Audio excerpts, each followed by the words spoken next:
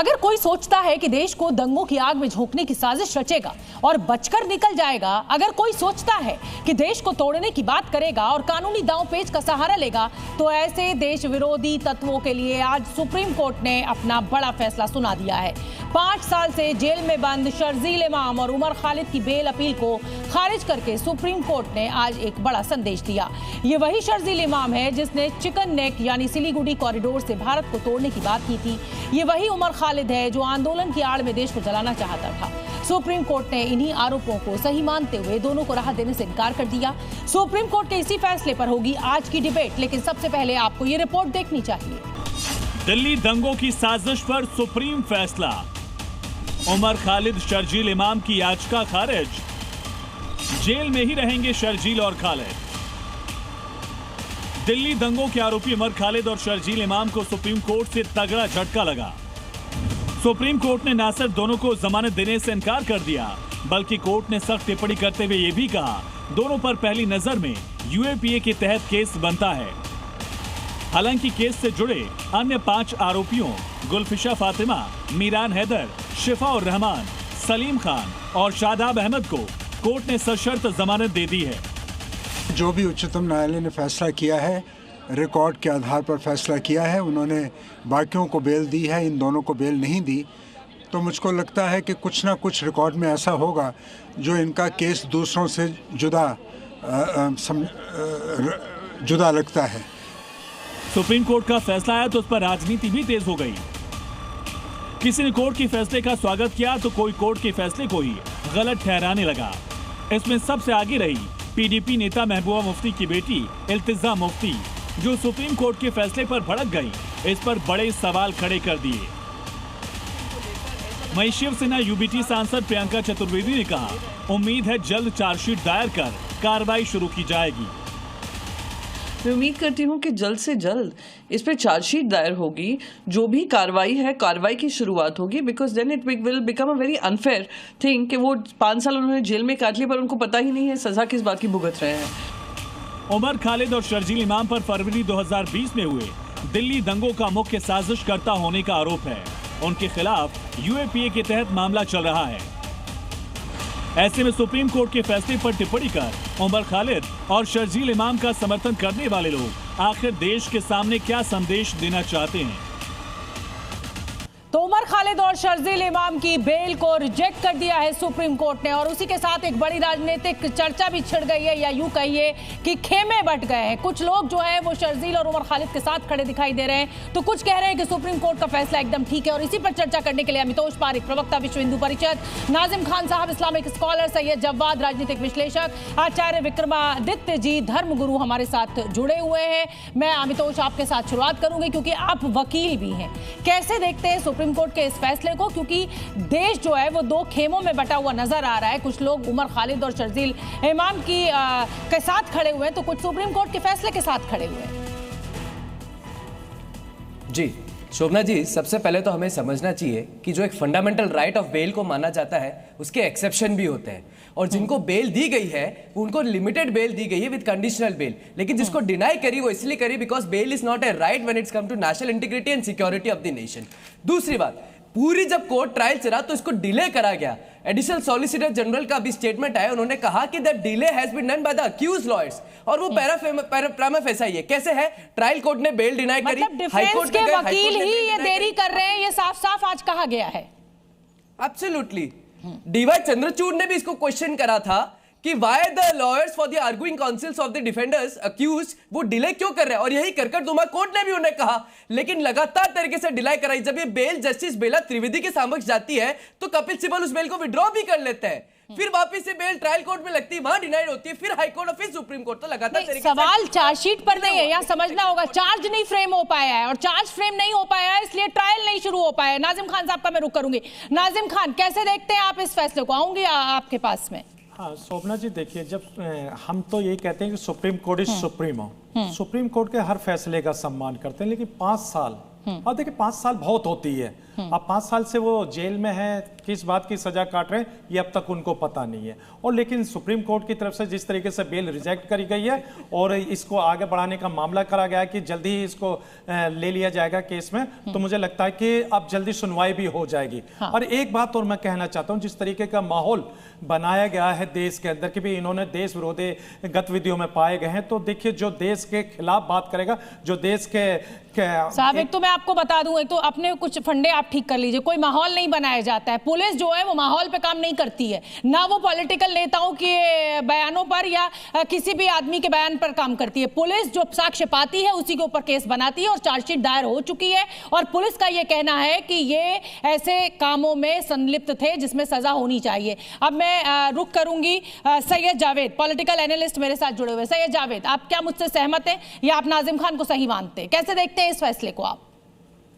जी बहुत बहुत धन्यवाद शुभना, सभी को मेरा जय हिंद, जय संविधान। देखिए मैंने तो बारहा कहा है और आज फिर रिपीट कर देता हूँ, इंसाफ की बुनियाद जो है ना वो लोगों के दिलों के अंदर जाकर के बोलती है। लेकिन हैरत की बात यह है, इतना लंबा वक्त हो गया और जिस तरीके से दिल्ली पुलिस की पूरी भूमिका सामने रही है कि अभी तक क्या चार्ज लगाना चाहिए वही नहीं फ्रेम करें। जवाद साहब, मैं आपको थोड़ा सा कानून समझा देती हूँ। दिल्ली पुलिस का काम चार्जशीट दायर करना था।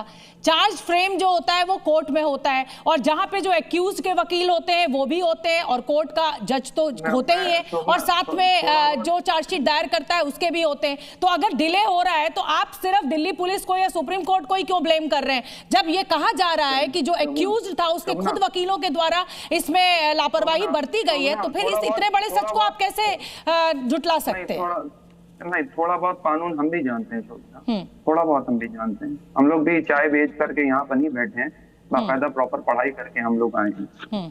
दूसरी सबसे बड़ी बात, जिन 5 लोगों को आपने जमानत दी है उनका जो लंबा वक्त बर्बाद हुआ उसकी जिम्मेदारी कौन ले? और अभी भी जो लोग भरे हुए हैं जिन दोनों को नहीं मिली है उनके अगर आगे चल करके, अभी तो ये खुद चिल्लाने लगे हैं कि नहीं दिल्ली वो के आरोपी हैं, आरोप सिद्ध कहाँ हो? अभी तो बात ही बेल के ऊपर हो रही है। ये तो अभी से चालू हो गया कि दिल्ली दंगों के आरोपी, दिल्ली दंगों के आरोपी। तो मतलब आपको ये तो मानना चाहिए ना कि सुप्रीम कोर्ट ने अगर 5 लोगों को जमानत दी है और 2 लोगों की बेल डिनाई की है तो कानून अपना काम कर रहा है ना? नहीं, मैं ये नहीं कह रहा। 10 सेकंड्स में काउंटर करना चाहता हूं। सही से जिन लोगों का वक्त जो है जाया हो रहा है, इतना लंबा वक्त लग रहा है, उनके जो 5 साल हुए उसकी जिम्मेदारी किसकी होगी? ठीक है आचार्य विक्रमादित्य, 5 साल जाया हो रहे हैं, फंडामेंटल राइट्स का यहाँ पर उल्लंघन हो रहा है, ऐसा यहाँ पर जो मेहमान मौजूद है उनका कहना है। आपका क्या कहना है? कैसे देखते हैं आप इस फैसले को? अभी तक चार्ज फ्रेम नहीं हो पाया है, ये भी सच है। शोभना जी, कितने सीधे साधे लोग हैं, बेचारे कुछ समझे बेचारे। ये क्यों कह रहे हैं कि 5, अरे बरी नहीं हुए भाई, बेल मिली है और सारे चार्ज फ्रेम्ड है।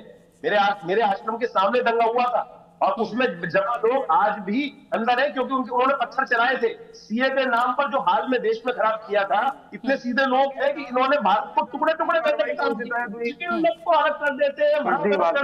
उनको पता ही नहीं बेचारों को क्या हुआ था भाई। भारत को तोड़ना चाह रहे थे, सड़क के ऊपर आंदोलन। मैं तो कह रहा हूँ ये आंदोलन नहीं था, ये तो वास्तविक तौर पर एक ऐसा जघन्य साजिश थी कि देश को तोड़ने। मैं तो कह रहा हूँ आंदोलन कहने नहीं चाहिए, ये जो आंदोलन चला रहे थे वो आंदोलन नहीं था, साजिश थी देश को जलाने की, देश को तोड़ने की। और कहां तक साजिश होते न्यूयॉर्क। बताइए जवाद साहब, जो कह रहे हैं जवाद साहब, साजिश था।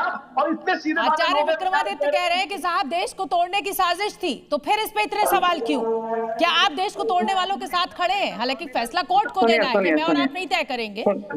सुनिए, ये सर्टिफिकेट देने का काम भारतीय जनता पार्टी संघ से जुड़े बीच में नहीं। आचार्य जी बोल लेने दीजिए, आचार्य जी विक्रमादित्य जी बोल लेने दीजिए। हाँ, आ रही हूँ, अभी तो उसमें आ रही हूँ आपके पास। जी सवाल एक बार फिर से रिपीट करिए शोभना अपना। नहीं, सवाल यही है जवाब कि अगर आप देश को तोड़ने की साजिश रचेंगे और पुलिस आपके खिलाफ चार्जशीट दायर करेगी और पुलिस कोई दावा करेगी और डिले होगा तो आप उसमें पुलिस और कोर्ट को ही कटघरे में खड़ा करेंगे, तो ये भी तो ठीक नहीं है ना? नहीं, देखिए शोभना, पुलिस की भूमिका कैसी है वो आप भी जानते हैं और हम भी जानते हैं। हाँ। अभी यहीं लद्दाख के अंदर सोनम वांगचुक को भी यूएपीए के तहत आपने जो है उठा लिया। अब यूएपीए के तहत तो मैं किसी को भी उठा लूं, ये कानूनी मुझे ऐसा अरे साहब, कोर्ट ने टिप्पणी की है, आदेश तो पढ़ लेते कम से कम। सुप्रीम कोर्ट ने टिप्पणी की है कि प्रथम दृष्टया इसमें लग रहा है कि यूएपीए लगनी चाहिए। अमितोष, नहीं, आप 10 सेकंड काउंटर करना चाह रहे हैं। जवाब रुक जाइए, आप जवाब आप रुक जाइए, आप रुकिए, जवाब आप रुकिए। हाँ अमितोष जी।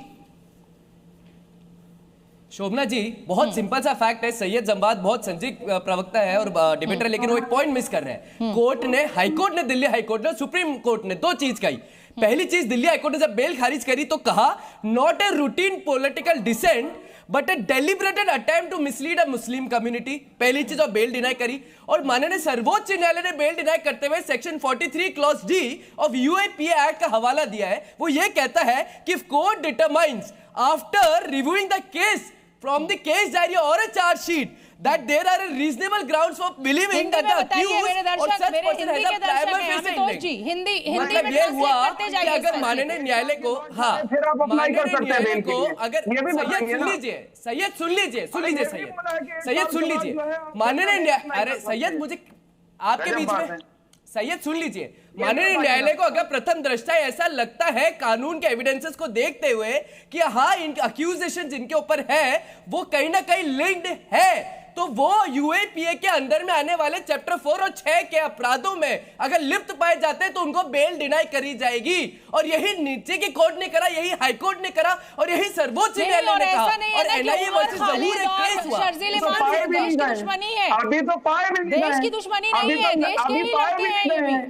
देश की कोई दुश्मनी नहीं है, सुप्रीम कोर्ट की कोई दुश्मनी नहीं है। Syed, case diary.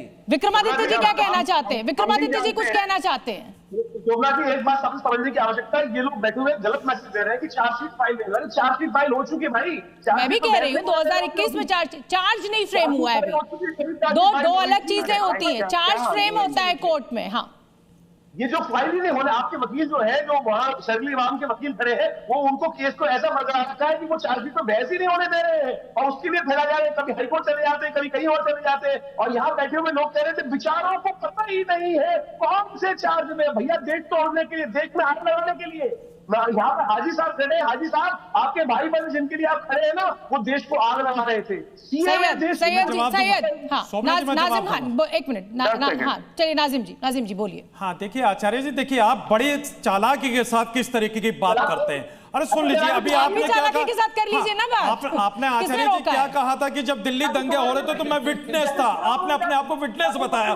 तो भाई आप कोर्ट क्यों नहीं गए? आपको कहना चाहिए था कि हाँ जी इन्होंने ये दंगा भड़काया है। आपको वहां पे जाकर कोर्ट में अपने पैर विखरने चाहिए और खड़ा हो जाना चाहिए था कि शर्जील इमाम और उमर खालिद ने देश के अंदर दंगे भड़काने की कोशिश करी। लेकिन आप लोग टीवी चैनल पर तो आके बात करते हैं, लेकिन कोर्ट का साथ देने के लिए तैयार नहीं। और मैं कहता हूँ कि सुप्रीम कोर्ट इज सुप्रीम, हम सुप्रीम कोर्ट का सम्मान करते हैं। लेकिन नाजिम खान, यहाँ पर तो एक्यूज के वकीलों के द्वारा डिले किया गया है ना, साफ साफ ये कहा जा रहा है।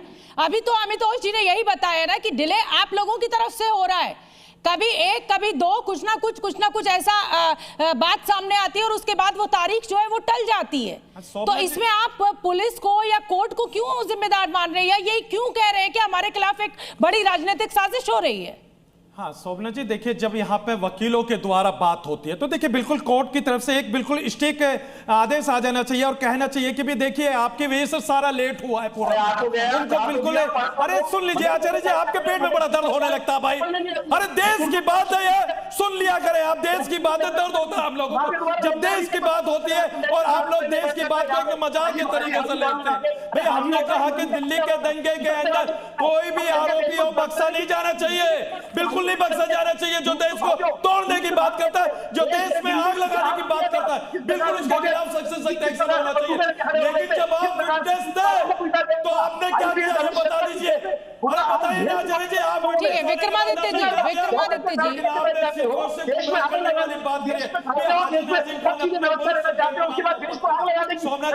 ठीक है, मैं आऊंगी आपके पास, मैं आऊंगी सैयद, मैं आऊंगी आपके पास। उससे पहले मैं अमितोष जी, आपसे समझना चाहती हूँ, एक नागरिक जिसके ऊपर ये आरोप लगता है और उसके बाद 5 साल से वो जेल में है और एक बड़ा जो वर्ग है वो ये कहता है कि साहब गलत हुआ है, ये मेरे फंडामेंटल राइट्स का जिसको कहा जाए कि ये हनन है और 5 साल तक चार्ज ही फ्रेम नहीं हो पाता है।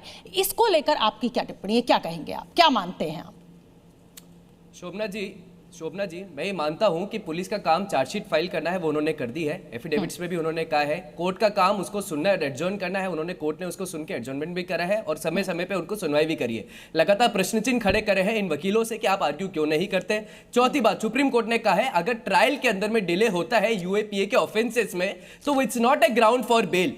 Bell though is an exception but not on a national integrity and security. लेकिन 10 साल से लेफ्टिनेंट कर्नल पुरोहित जब जेल में रहे और उनको बेल नहीं मिली और सेफ्रन टेरर की कड़ी खत्म हुई तो अब भी इनको लगा कि न्याय नहीं हुआ। लेकिन उमर खलीद के लिए ग्लोबल मेकर्स आ जाते हैं, उमर खलीद के लिए ये लोग सही मान लेते हैं। उमर फिदायन होता है तो आतंकवादी नहीं मानते। मुझे लगता है सुप्रीम कोर्ट हमारे साथ इंसाफ करेगी, मानसिकता का बहुत आस्था है सुप्रीम कोर्ट पे। लेकिन जिस तरीके की बात आप कर रहे हैं भाई ये बात सही नहीं है। अरे सही नहीं है इस तरह के भाई, हम तो सुप्रीम कोर्ट के साथ खड़े, उनके हर फैसले का स्वागत करते हैं अमितोष भाई। लेकिन आपने यहाँ पर सिर्फ और सिर्फ उमर खालिद के बारे में जो कहा है, मैं कहता हूँ कि जो देश को तोड़ेगा चाहे सर्जिल इमाम हो या खालिद उमर हो या कोई भी हो, भाई हम उसके खिलाफ खड़े क्योंकि हम अपने भारत से बेपनाह मोहब्बत करते हैं और जो भारत के टुकड़े करने की बात करेगा उसके खिलाफ हम लोग खड़े। लेकिन आपने सिर्फ और सिर्फ एक बात ये कही भाई उन वकीलों को तो आप लेकर आइए, कहिए कि आपने लेट क्यों करा। कोर्ट पर विश्वास रखिए नाजिम खान। फिर अगर कोर्ट बेल डिनाई कर रही है तो कहीं ना कहीं कागज पर कुछ ना कुछ साक्ष्य होगा। कोर्ट की कोई दुश्मनी नहीं है, हम विश्वास करते हैं। सैयद शोभना बोले जवाब। शोभना देखिए सवाल इस चीज का है कि फैसले तो बहुत सी जगह पे आते हैं, इंसाफ का है। आप देखिए, मैं आऊंगी विक्रमादित्य जी, आऊंगी आपके पास, बस एक एक कर बोलिए सैयद। शोभना देखिए 17 साल के बाद मुंबई के जो आरोपियों के ऊपर जो आरोप लगाए थे कोर्ट ने फैसला दिया और क्या कहा कि कोई चीज सिद्ध नहीं हो पाई। मतलब 17 साल का ये जो जांच एजेंसियों में बैठे हुए अधिकारी होते हैं ये जांच के नाम पे क्या करते हैं? 7-7 साल 10-10 अरे तो सैयद ऐसा नहीं है ना कि सिर्फ मुसलमानों के साथ तो ऐसा हो रहा है, हिंदुओं के भी बहुत सारे मामले जो हैं वो डिले हो रहे हैं कोर्ट्स में, ओवर बर्डन है कोर्ट्स। अरे सुनिए सुन तो लीजिए शोभना, आप मौका नहीं दे रही मुझे बोलने। मैं तो बारहा कह रहा हूँ, no justice for minorities, Dalit, OBCs and the female of this country. नहीं होता वो इंसाफ नजर आ रहा है और 2014 के बाद से इंसाफ में देरी होती है। मैं तो ये तो कहता हूँ, आप बताइए देश के अंदर जेलों में सबसे ज्यादा कौन बंद है, सबसे ज्यादा कौन से समुदाय के करने में लगा हुआ है कि चलिए ठीक है। आप सभी मेहमानों का बहुत बहुत धन्यवाद इस चर्चा में हिस्सा लेने के लिए। जमानत नहीं मिली है शर्जील इमाम को और उमर खालिद को और इसी को लेकर पूरा का पूरा विवाद जो है वो अब विकराल रूप ले चुका है। कोई साथ खड़ा है और कोई विरोध में है।